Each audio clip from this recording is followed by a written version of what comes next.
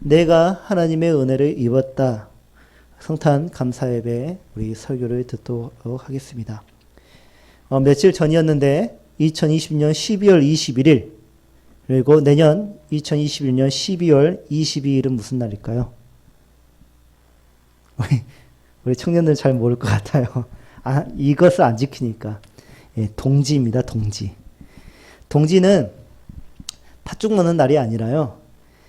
밤이 가장 깊은 날입니다. 동시에 낮이 다시 길어지기 시작하는 날이겠죠. 그래서 고대 로마인들은 낮의 길이가 길어지기 시작하므로 12월 20일이 아니라 이제 그때 당시는 그런 계산을 잘 못했기 때문에 12월 25일을 동지로 알고 태양신 미트라의 탄생일로 지켰습니다. 태양신이 태어났기 때문에 낮이 길어진다고 믿었겠죠.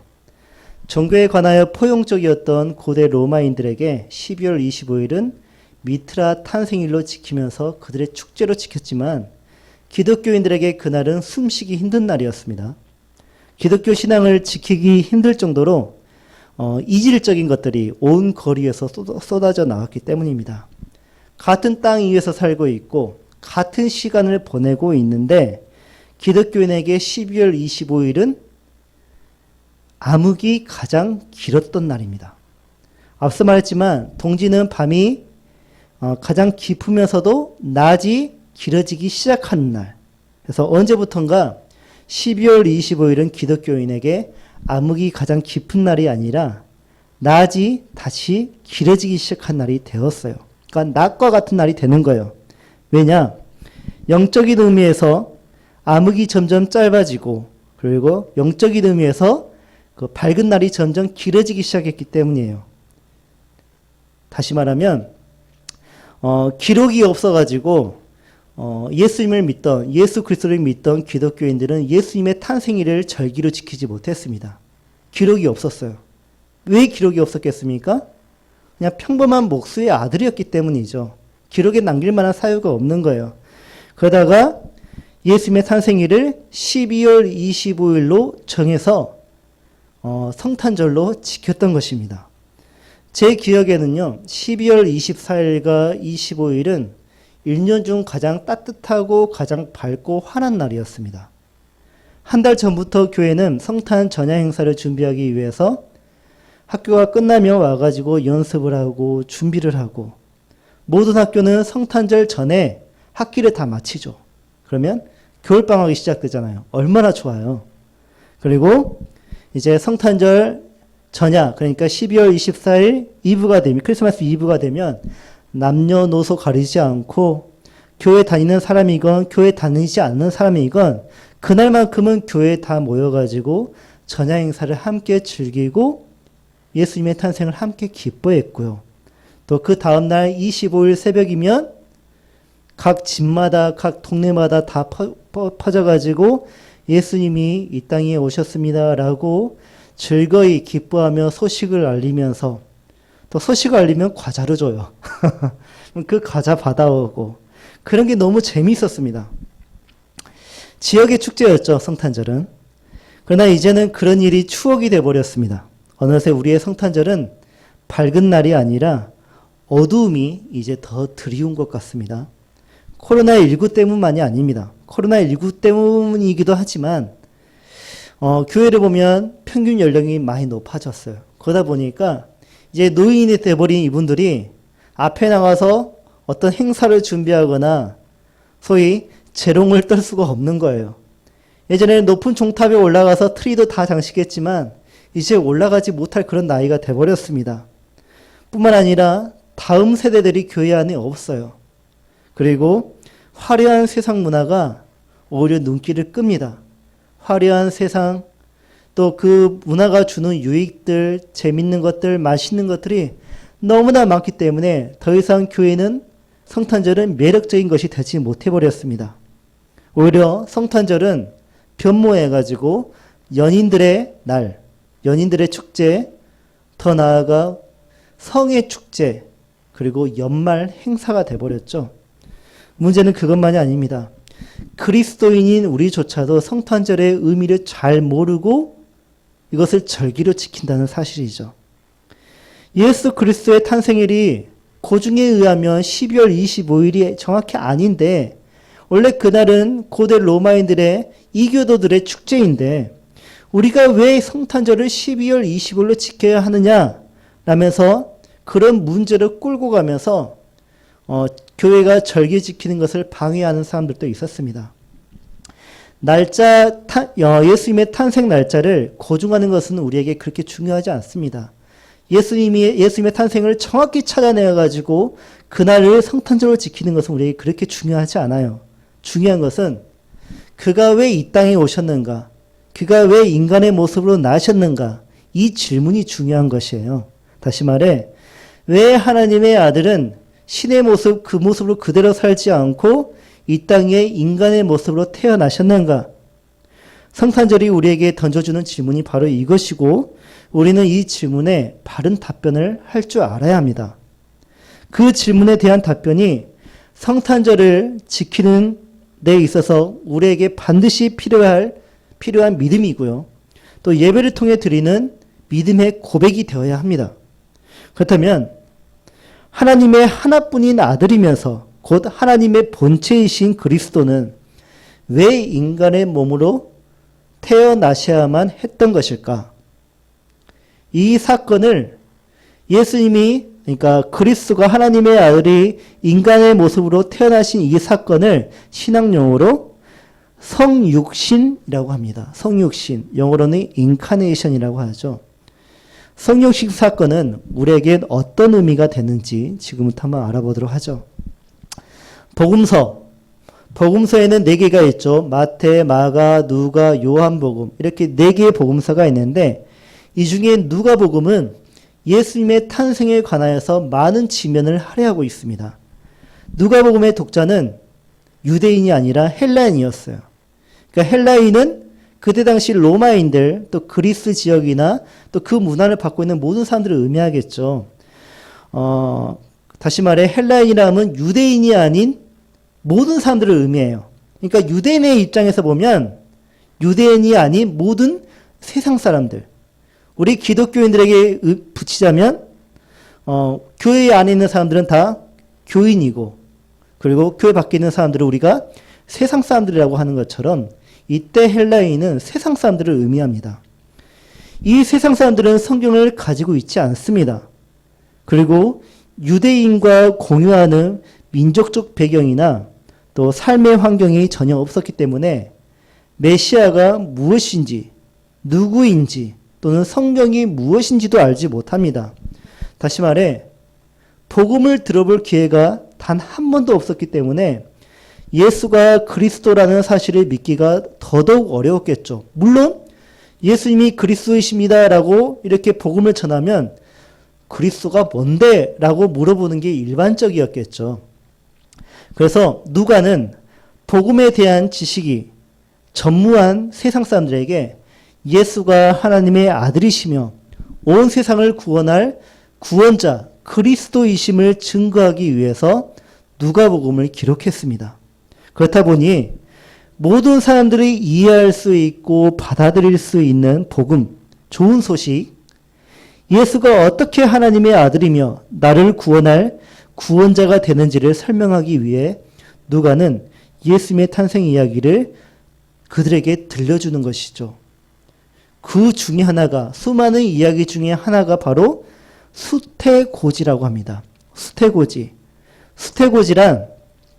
마리아가 성령에 의해서 임신을 했습니다. 근데 마리아는 이 사실을 잘 몰라요. 하나도 몰라요.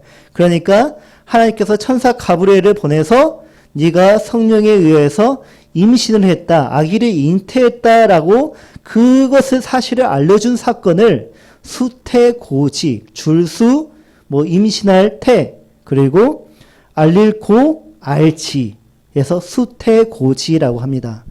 오늘 말씀이 수태고지에 관한 말씀이에요. 갈릴리는 아주 그 갈릴리 호수를 끼고 있는 넓은 지역을 의미합니다. 지금 우리로 말하면 호남 또는 전라도라고 이렇게 하면 되겠죠.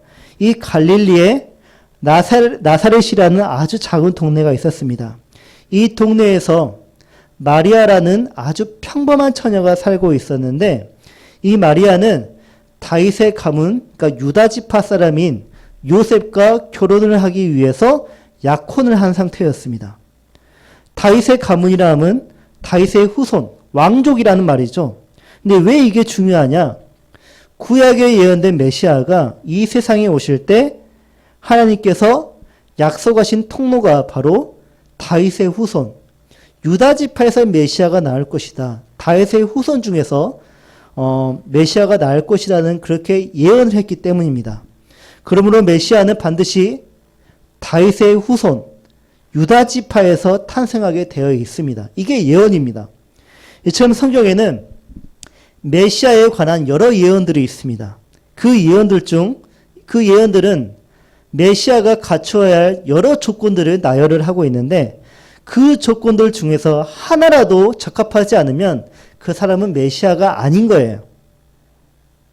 근데 이상한 것은 그 조건들 중에서 인간의 이성, 우리의 머리로는 도저히 이해할 수 없고 용납하기 힘든 조건이 있습니다. 그게 바로 처녀의 임신이에요.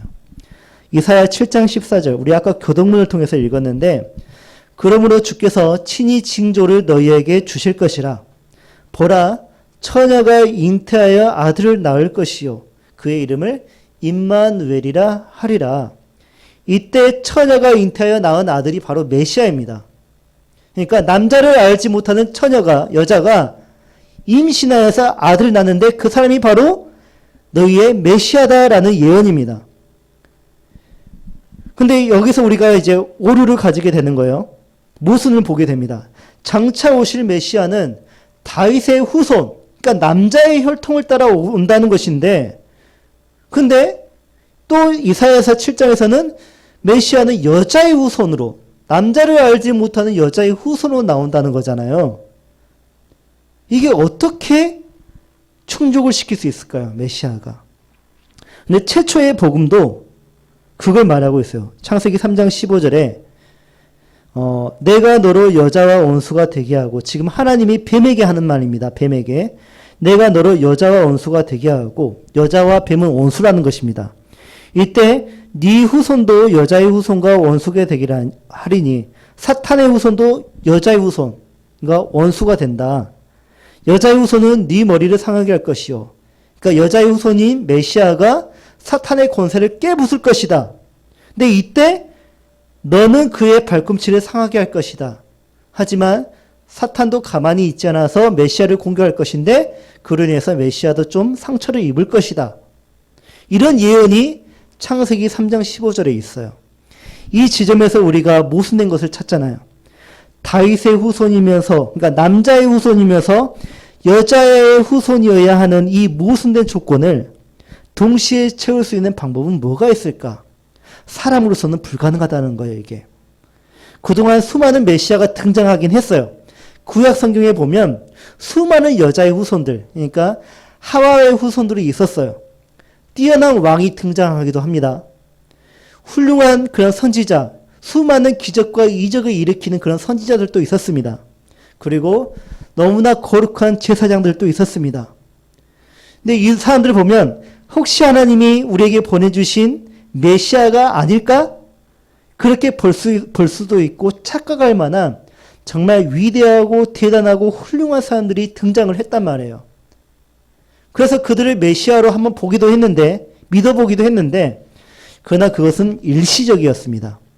그들도 한낱 인간이었다는 것이에요. 죄를 지을 수밖에 없는 죄인이었고 결국 그들은 죽더라는 것입니다. 그 죽음이 의미하는 것은 무엇입니까? 나는 인간이고 나는 메시아가 아니다 라고 말을 하는 것과 같죠. 그와 같은 역사들을 유대인들이 거쳐왔습니다. 그러면 메시아에 대한 그런 전형적인 그런 모습이 있을 것인데, 여러 사람들 통하여서 메시아의 모습이 더욱 선명해지는 거예요. 깎이고 보니까 아, 메시아는 이런 사람이겠구나, 이런 모습이겠구나라는 게 선명하게 드러나는데, 동시에 사람들의 메시아에 대한 염원은 점점 사그러져 갔습니다. 왜냐하면 그들보다 위대한 사람들이 나타나지 않는 것이에요. 하나님의 말씀은 점점 희미해져 가고 예언은 그치고 기적은 일어나지 않고 비전은 보이지 않는 것입니다. 와, 메시아는 그저 예언된 인물에 불과한 것일까? 신화적인 인물에 불과한 것일까? 우리는 영원히 저 제국으로부터 구원을 받지 못하는 것일까? 우리의 삶은 이렇게 끝나는 것인가? 라고 그들은 절망하고 있었습니다. 그때 하나님이 택하신 사람이 나사렛에서 살던 아주 평범한 처녀 마리아였습니다. 그리고 그녀에게 이런 말씀을 주시는 거죠. 1장 31절에서 33절입니다. 보아라, 내가 잉태의 아들을 낳을 것이다. 그러면 그 이름을 예수라 하라. 그는 위대한 이가 될 것이요 지극히 높으신 분의 아들이라 불릴 것이다. 주 하나님께서 그에게 그 조상 다윗의 보좌를 주실 것이다. 그는 야곱의 집을 영원히 다스릴 것이며 그의 나라는 결코 끝나지 않을 것이다. 이것이 바로 성탄절이 우리에게 주는 의미입니다. 마리아의 반응이 어땠냐면 이 말씀을 하기 전에 마리아가 가브리엘을 만나서 하는 반응이 있습니다. 29절 30절에 천사의 말에 마리아는 당황하며 깜짝 놀라 이게 무슨 인사인가 하고 생각했습니다. 그러자 천사가 말했습니다. 두려워하지 마라 마리아야, 내가 하나님의 은혜를 받았다. 마리아는 천사의 등장과 그가 하는 말에 몹시 당황했고 두려워하고 있죠.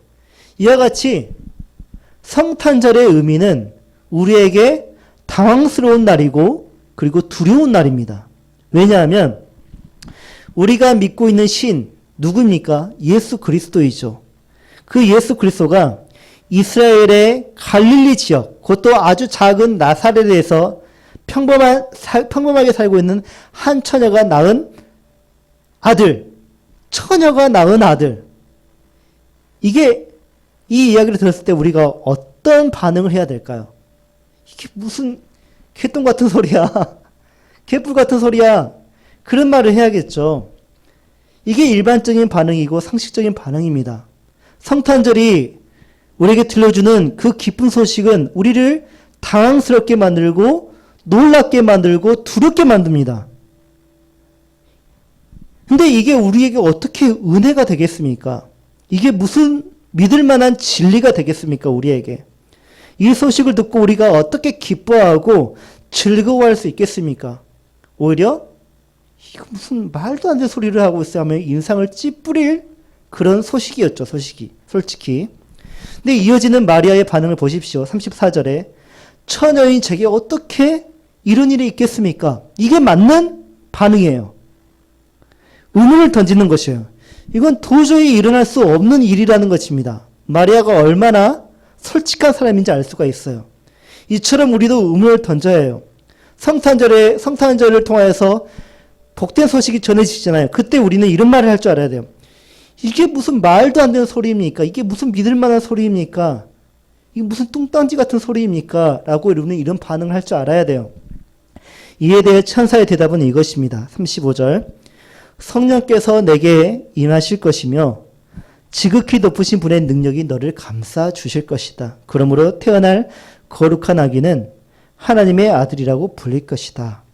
그래, 이게 말도 안 되는 소리지. 근데 인간의 상식 안에서는 말도 안 되는 일인데 성령님이 너에게 임하시면 지극히 높으신 분의 능력이 너를 감싸 주실 것이다. 그러면 너는 아기를 잉태하게 될 것이고 그 아기는 하나님의 아들이라 불릴 것이다.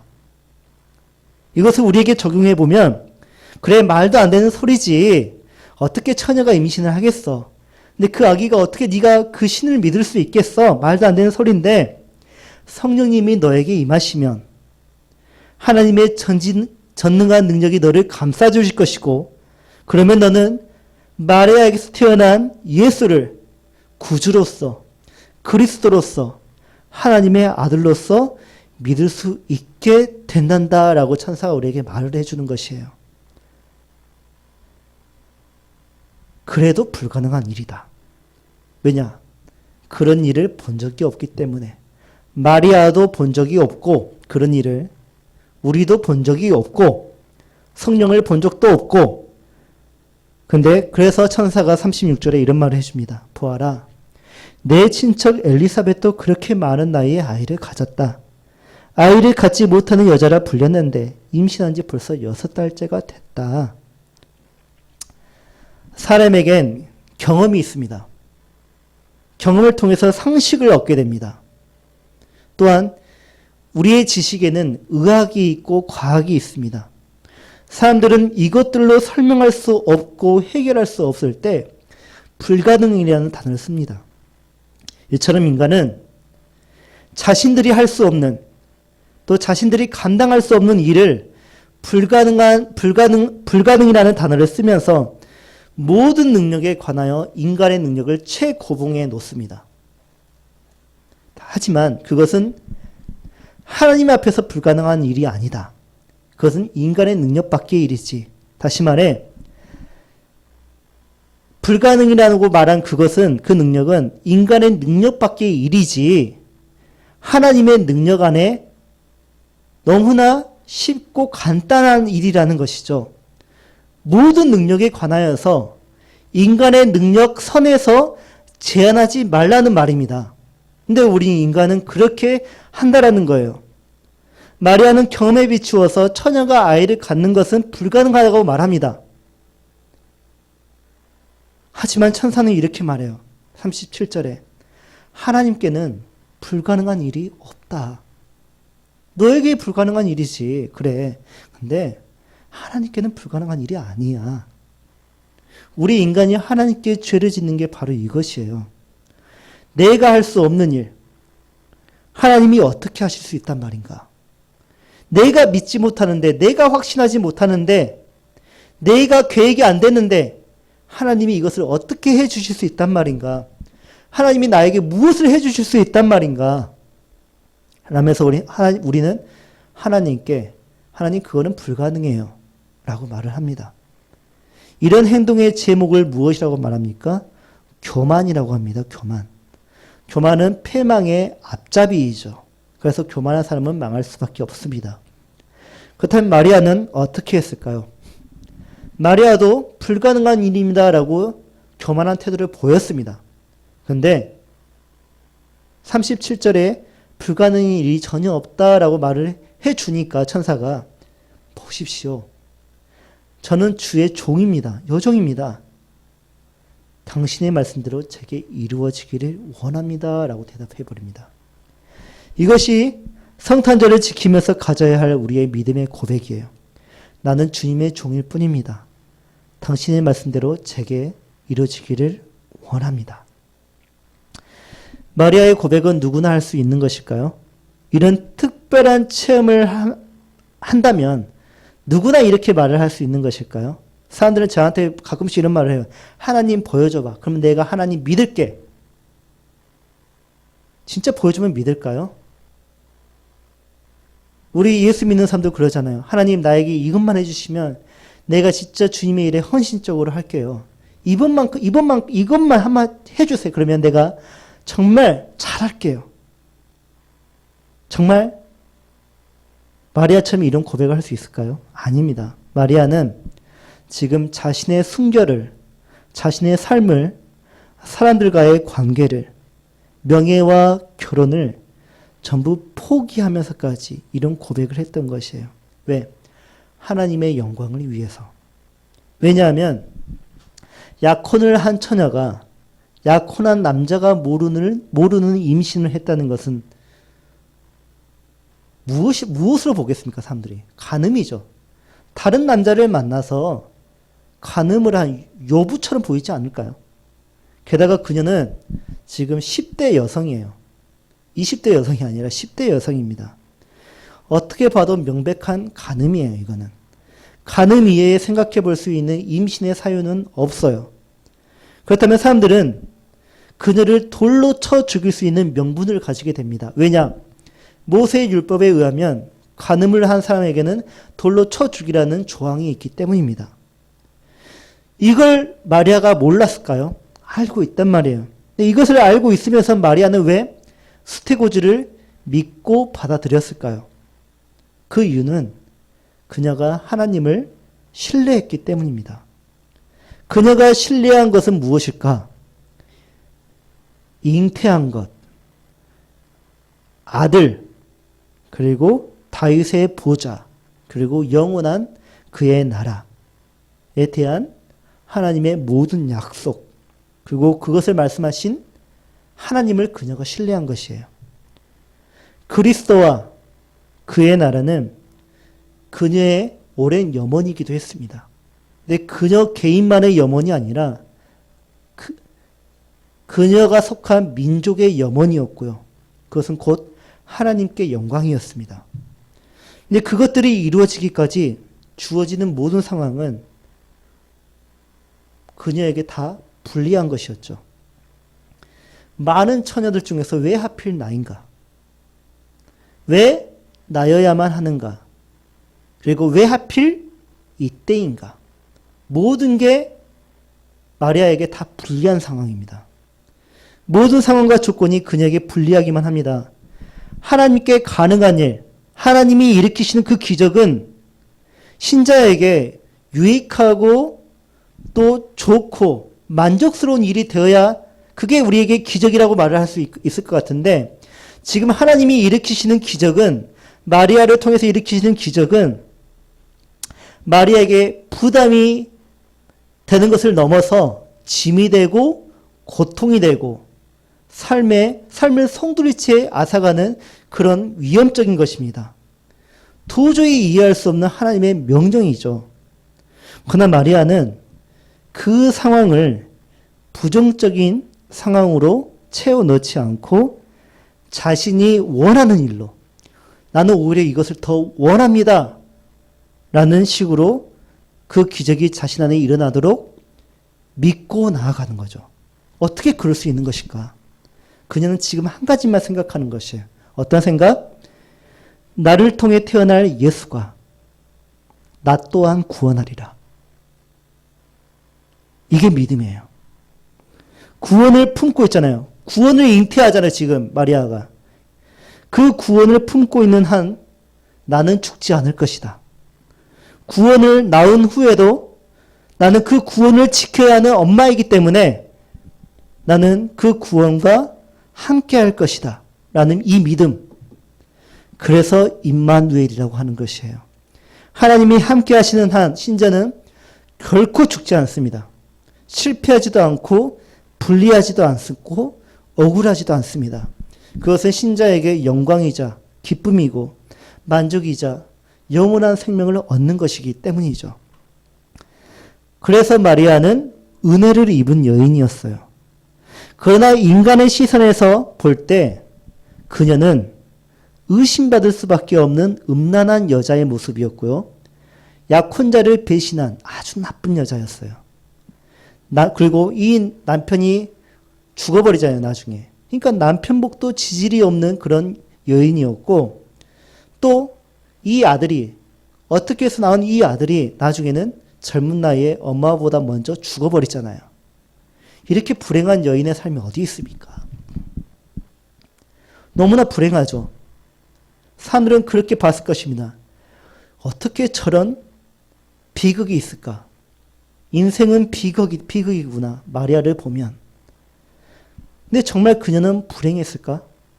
그녀는 정말 날마다 슬펐을까요?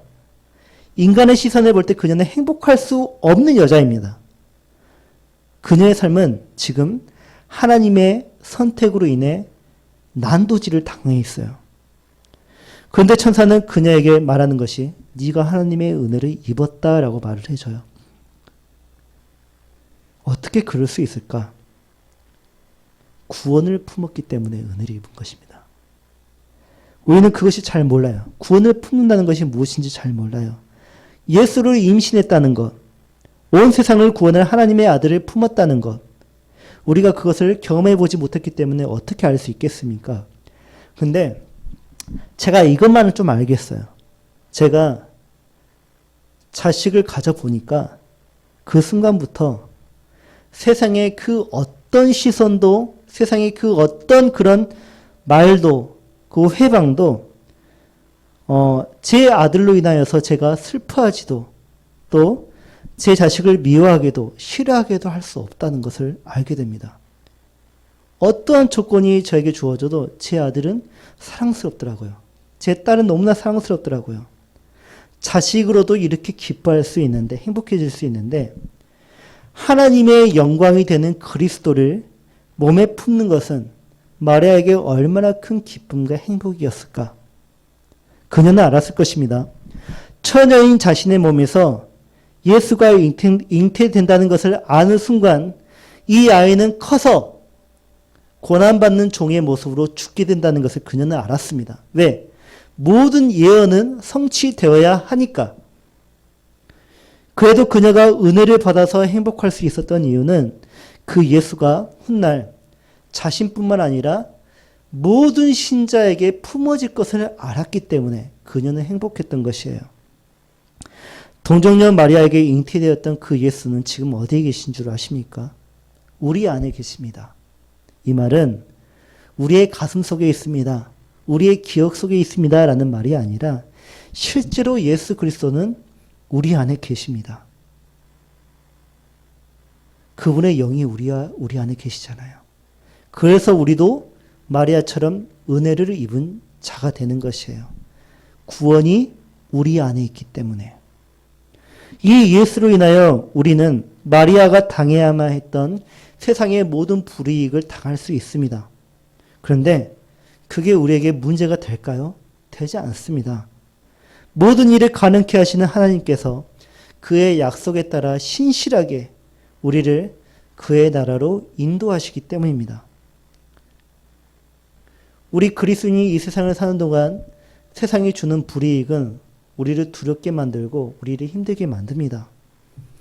세상 방식에 또 세상의 뜻에 동조하지 않으면 우리는 밀려날 것 같습니다. 우리의 삶은 불행할 것 같습니다. 주의를 선택하면 우리는 불리할 것 같고 교회 행사를 선택하면 예배를 선택하면 우리는 너무나 많은 시간을 낭비하는 것처럼 보일 수도 있습니다. 나에게 직분이 주어지면 교회 봉사 명령이 떨어지면 나는 정말 억울할 수도 있을 것 같습니다. 그러다 보니까 왜 하필 나입니까? 왜 지금 이때입니까? 꼭 나여야만 합니까? 이런 질문이 나올 수가 있어요. 근데 마리아는 어떻게 했습니까? 마리아는 구원을 품기로, 구원을 숨기지 않기로, 구원을 오히려 생산해 내기로, 그리고 그 구원을 지키기로, 그리고 그 구원을 따르기로 결정하지 않습니까? 성탄절은 그 구원이 지금 우리 안에 있음을 알려주고 있는 거예요. 우리도 그 구원을 지금 잉태했다는 말이에요.